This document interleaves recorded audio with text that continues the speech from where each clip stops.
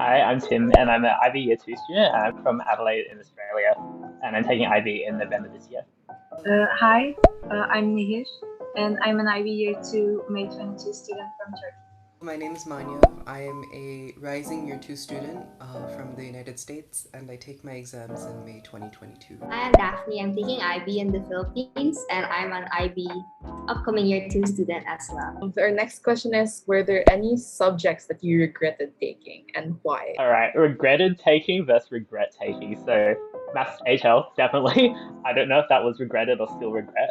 But I think when I started, I did economics like as an anticipated subject, and I think as soon as we started macro, I was like really getting a lot lower marks, and I was really worried about like my overall score, and I was having massive fantasies about joining the geography HL class and switching maths down and like killing two birds with one stone. But having graduated and like finishing the course, I realized like no, I can actually do like you can do the courses that you find hard. And I think like, I learned so much about economics. It was just a really cool subject for me. And so I'm glad that I stuck through it, and I'm glad that I was like able to graduate and I got the score that I wanted. And so yeah, while I did regret it at the time, I think like afterwards I didn't. In regards to maths, still not sure.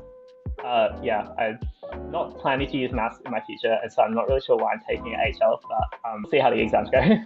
For me, I think I'm the same position as Maanyav. I also take physics SL, and like I knew for a fact I wasn't a science person, but then I also knew that out of all the sciences, I would rather learn physics out of like biology and chemistry and all that. So now like I kind of regret taking physics SL just because there are like some topics within physics that are a bit harder to understand. Like for me personally, it's like I think like topic 4, I think it's waves or something. So that part I find it harder to understand. Until now, I still don't understand, and I'm still clueless in some portions. But I do have like a great teacher. I have like a great support system in school. So hopefully, I'll be motivated to like try to like process the information that's happening and fully understand the concepts in physics. So yeah, so far it's like one of the subjects that I'm like a bit iffy because I'm not necessarily going into like a sciencey, field for like in university or even like in the future. I don't really plan on doing that. I'm still glad I took it, but then it's a subject that I struggle with. So maybe that's why I have like a bit of regret taking it. I regret taking it a little bit, but then at the same time, it's also dependent on your school. How good of a support system do you have within your school? I don't regret taking like any of the courses, but when I first started taking the IB program, I was taking visual arts, but then I realized that I didn't have any interest to that subject, so I dropped it. And then I started taking German as an issue, and I'm so glad that I did it. I think I don't regret taking a lot of like we take 6 subjects in the IB, and I think I anticipated to regret more subjects, but then I only regret a little bit one. I think that's because in the start of the school year we're given like this like 2-week time that like our students can change our subjects, and within that 2 weeks you can like kind of explore, I guess, which is what I did. Like I went from econ to geography to psychology. Like I went through all of the subjects. Like I was everywhere in every class you could imagine. So you can only imagine how that was in like the online setup. Like I had to like keep contacting my guidance counselor. So people were like, "Oh, Daphne, I thought you were in my class," but I wasn't in their class anymore. So I think if your school, like if you guys are given that opportunity to like explore what IB classes to see like which one suits you more than the other, then I think you should take that opportunity and use it. Don't just change subjects because you think that a different subject is easier. Change the subject because you actually enjoy that subject more than the current subject. Like for example, if I had computer science at my school, if that was supported within my system, I would, instead of taking physics, I would just go take computer science. But I enjoy physics a little bit, just not what we're doing. So I think it's dependent on you and your needs, but then again, don't just do it because you want it to be easy. The IB is not meant to be easy, and that's why you took it. So yeah, don't worry, you can do it. Yeah, I think you should definitely check into those like minimum subject requirements, especially with like in the IB, because Like if you're going into like the sciences, like especially like if you're trying to go into med, then I know different countries have different requirements, so you really have to, check with like the university websites and all that. And I know also like if you're going to law, maybe you have to take English, and maybe if you're going into business, you have to take math AA, that'll be easier and stuff like that. So you just have to be really particular with your subject. So next question, second to the last one, is how do you feel about the EE and TOK exhibition, and what are your plans for them if you're comfortable with them? I guess extended essay and TOK exhibition, they're kind of like a great experience, but also a harsh experience as well. Because while you're doing your extended essay, you'll realize that it's not that easy. It's kind of hard because you need to decide on one subject, and then you need to decide on a question, and then you need to decide on what you will do. Like you need to have a decent plan in order to do everything in a good way.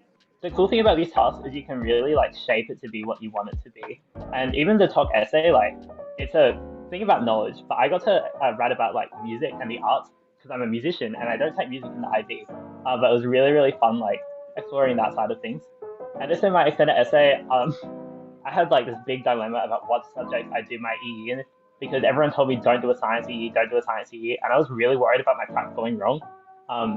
And yeah, my prac went wrong, and I had to do like 10 validations, and it took me 10 weeks to get my data. But it was so worth it doing it in a subject that I love, so I did it in bio. And yeah, I like just submitted my EE, and I'm so happy that I chose the subject that I did. And I think if you just choose something that you're passionate about, your EE and your talk, it'll be so much better for you. And yeah, you'll be happy about what you're learning. And it'll motivate you to do it because they are hard tasks if you're not motivated. Any last words for our pre-IB students? Any words of encouragement, hope, and yeah, go ahead. So I think the main thing is, it's going to seem bad when you first start it. You're going to go in intimidated just because that's what everyone wants you to think. See, the IB is engineered so that you're not only learning in classes, you're also learning in homework, and you're actually learning from your tests. So just like do your homework and submit your homework and you'll be fine. I would probably suggest to be more careful in the IB program. Like you need to think before you do anything. Like you need to search for what the universities want in order to choose your subjects, your extended essay, and like all of the things like that. My tip for any pre-IB students would be to make your IB experience yours. Like really, you have so much freedom. You get to choose your subjects. You get to choose really what you explore in those subjects for your IAs. Like even my English IO, where I had to choose a novel that I explored in class. I got so excited about it because I got to choose like the novel that I didn't understand when we did it in class, and I'm like, you know what? I'm going to challenge myself to learn this novel, and it was so interesting, and I've loved it. So really find like what interests you and explore that, and get excited about IB. For me, I think my words of encouragement for our pre-IB students, and even to pre-IB Daphne, who was super worried and super like anxious about going into the IB, who probably like regretted thinking of doing the IB even before she actually did it. So first of all, I think don't worry too much about it, don't stress about it even like before you actually take it. When you get into the IB, you realize it's not as bad as it seems, and it is manageable. You can do it. You see so many IB graduates around the world. If they can do it, then you can do it as well. And yeah, I think best of luck to all of the pre-IB students. I know you'll do well, and if we can do it, then you guys can do it also. Thank you guys so much for watching. Don't forget to like, comment, subscribe, and you can check out all of the other IBlieve links down below. Bye.